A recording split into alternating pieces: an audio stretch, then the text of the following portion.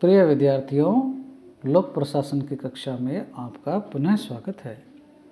हम लोग ब्रिटिश संसदीय प्रणाली के बारे में पढ़ रहे थे। इससे पहले मैंने आप लोगों को ब्रिटिश संसदीय प्रणाली क्या है और उसकी क्या खास विशेषताएं हैं उसके बारे में बताया था। आज हम ब्रिटिश संसदीय प्रणाली के गुण या लाभ तथा उसकी क्या कुछ हानियां हो सकती है या क्या उसके दोष हैं ब्रिटिश संसदीय प्रणाली के, इसके बारे में हम देखेंगे। ब्रिटेन की जो संसदीय प्रणाली है उसके गुण या लाभ जो हैं उनको क्या है हम आज निम्नांकित बिंदुओं के माध्यम से पढ़ने का प्रयास करेंगे। पहला जो बिंदु है वो है उत्तरदायी शासन। जैसा कि हम जानते हैं कि पहले पढ़ चुके हैं, संसदीय प्रणाली जो है उसका यह गुण है कि कार्यपालिका जो है वो क्या है, विधायिका के प्रति उत्तरदायी होती है। लोक प्रशासन में जवाबदेहिता की भावना के अभाव में कुशलता तथा श्रेष्ठता का क्या है, पतन हो जाता है।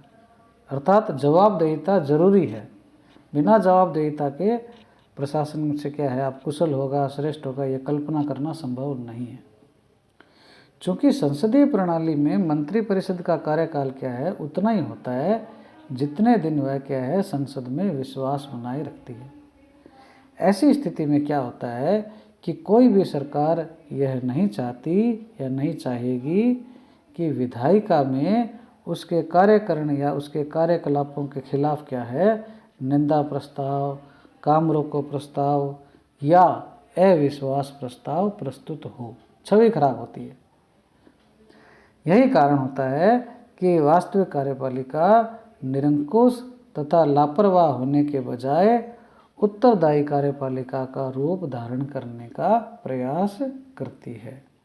तो इस प्रकार से संसदीय प्रणाली जो है वो एक प्रकार से क्या है हमारे को उत्तरदायी शासन प्रदान करता है। अगला लाभ क्या है, इसका क्या गुण है, वो है विधायिका और कार्यपालिका में घनिष्ठता होना। चूँकि हम पढ़ चुके हैं कि संसदीय प्रणाली में वास्तविक कार्यपालिका जो है वो विधायिका का ही एक अंग होता है। अर्थात जो सांसद है उनमें से ही क्या है, जिस दल का बहुमत होता है उनसे ही क्या है कार्यपालिका का निर्माण होता है। अतः विधायिका और कार्यपालिका जो है उनके मध्य क्या है समन्वय और जो घनिष्ठता है उसका गुण क्या है विद्यमान रहता है, क्योंकि बना ही उसी से वो। संसद में बहुमत दल का नेता सरकार का गठन करता है और सदन का क्या है वो विश्वास अर्जित करता है। सरकार द्वारा प्रस्तुत किए जाने वाला बजट, विधेयक तथा अन्य प्रस्ताव तब ही पारित हो सकते हैं जबकि विपक्ष का समर्थन सरकार को मिले। जब तक समर्थन नहीं मिलेगा तब तक बजट या कोई विधेयक या कोई भी प्रस्ताव जो है वो पास नहीं हो सकता। वास्तव में सशक्त विपक्ष के अभाव में घनिष्ठता और समन्वय की जो परंपरा है वो क्या है लुप्त हो जाती है। तो ये जो घनिष्ठता है विधायिका और कार्यपालिका के मध्य, उसके लिए क्या है विपक्ष का सशक्त होना आवश्यक है। अगला जो गुण या लाभ है वो है लोचशीलता, फ्लेक्सिबिलिटी। संसदीय प्रणाली जो है उसके बारे में कहा जाता है कि यह झुक जाती है, टूटती नहीं है। लोचशीलता तथा जो नमनीयता का ये गुण है, इसके कारण ही संसदीय व्यवस्थाएं वास्तविक लोकतंत्र की क्या है प्रतिनिधि मानी जाती है। अध्यक्षात्मक शासन प्रणाली में शासन के अंग जो हैं वो एक दूसरे से क्या स्वतंत्र रहने के कारण कठोरता, पृथकता या अहम भाव की समस्याओं से ग्रस्त हो जाते हैं। जबकि संसदीय प्रणाली में संकटकालीन परिस्थितियों में समाधान का रास्ता जो है वो शीघ्र खोज लिया जाता है। उदाहरण के लिए सन 1999 में श्री अटल बिहारी वाजपेयी जो सरकार है, वाजपेयी की सरकार है, उसका पतन उस परिस्थिति में हुआ जबकि बजट सत्र क्या है चल रहा था। अतः सभी दलों ने मिलकर सर्वप्रथम बजट को स्वीकृति दी ताकि वित्तीय संकट उत्पन्न न हो। जबकि अमेरिका में नवंबर 1995 में कांग्रेस ने अड़ियल रुख अपनाते हुए एक सप्ताह तक वित्त के अभाव में प्रशासन को ठप करवा दिया था। ब्रिटेन में भी सेकेंड वर्ल्ड वॉर के दौरान चैम्बरलेन के स्थान पर चर्चिल को प्रधानमंत्री बनाना समय की मांग थी, जिसे सभी विपक्षों ने स्वीकारा। सभी पक्षों ने क्या है स्वीकारा। तो इस प्रकार से क्या है संसदात्मक व्यवस्था है कि वो लोचशील होती है और संकटकालीन परिस्थितियों में क्या है वो बड़ी ही क्या है लोचशीलता के कारण क्या है अच्छा मतलब सार्थक परिणाम देती है। जबकि अध्यक्षात्मक व्यवस्था में क्या है कठोरता होने की वजह से क्या है उससे कई समस्याएं उत्पन्न होती है। इसके पश्चात अगला जो गुण होता है वो है विरोध का आदर। जिस प्रकार हम जानते हैं कि दुख उठाए बिना मनुष्य सुख का वास्तविक अनुभव नहीं कर सकता, बिना भूख के व्यक्ति भोजन का स्वाद नहीं कर सकता, उसी प्रकार लोकतंत्र में बिना विपक्ष के सत्ता का ज्ञान नहीं हो सकता।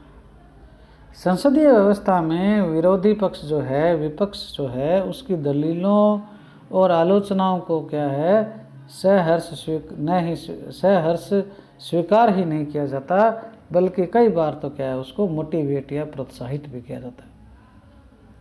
क्योंकि विरोधी पक्ष जो है विपक्ष जो है वो क्या है सच्चाई का दर्पण दिखा सकता है।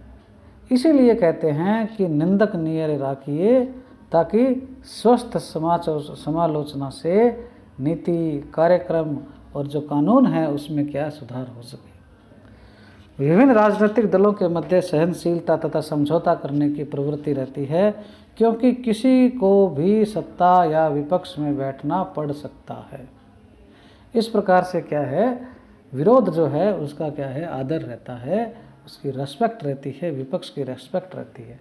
ये भी एक क्या है संसदीय प्रणाली का गुण या लाभ है। अगला जो है योग्य तथा अनुभवी व्यक्तियों का शासन। संसदीय प्रणाली में प्रधानमंत्री उन्हीं व्यक्तियों को क्या है मंत्रिमंडल में शामिल करता है जो योग्य हो, अनुभवी हो, चतुर हो और लोकप्रिय राजनेता हो। चूँकि ये राजनेता जनता के द्वारा चुने हुए होते हैं, अतः उनकी क्षमताओं पर क्या है उंगली उठाना अनावश्यक है। जबकि अध्यक्षीय प्रणाली में राष्ट्रपति अपने मंत्रिमंडल में उन लोगों को शामिल करता है जो उसकी क्या है निजी पसंद होते हैं। तुलनात्मक दृष्टि से हम कहें तो संसदीय प्रणाली का मंत्रिमंडल अधिक संतुलित व अधिक प्रभावी दिखाई देता है।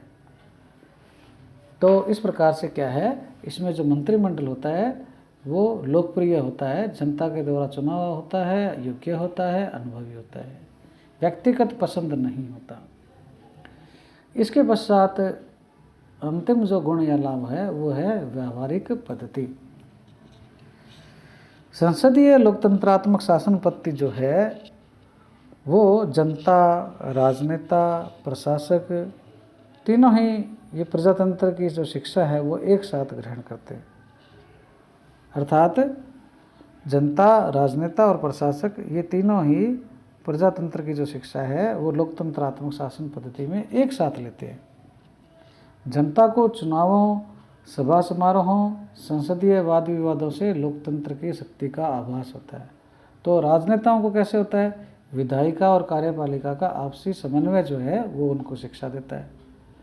भारत में सन 1989 से 1999 के मध्य 5 आम चुनावों में निसंदेह राजनीतिक अस्थिरता का परिचय दिया था, किंतु यह भी सिद्ध कर दिया कि भीषण झंझावातों में भी संसदीय लोकतंत्र जीवित रहने के लिए सक्षम है तथा मतदाता जब चाहे राजनेताओं के यथार्थ के कटु धरातल पर उनको क्या है ला सकता है, वास्तविकता से रूबरू करवा सकता है।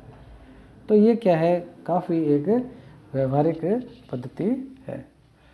तो इस प्रकार से आज हम लोगों ने क्या है ब्रिटिश संसदीय प्रणाली जो है उसके जो गुण हैं या उसके क्या लाभ हो सकते हैं उसके बारे में हम लोगों ने पढ़ा। अगले वीडियो में हम क्या है ब्रिटिश संसदीय प्रणाली के क्या दोष या हानियाँ हो सकती है उसके बारे में पढ़ेंगे।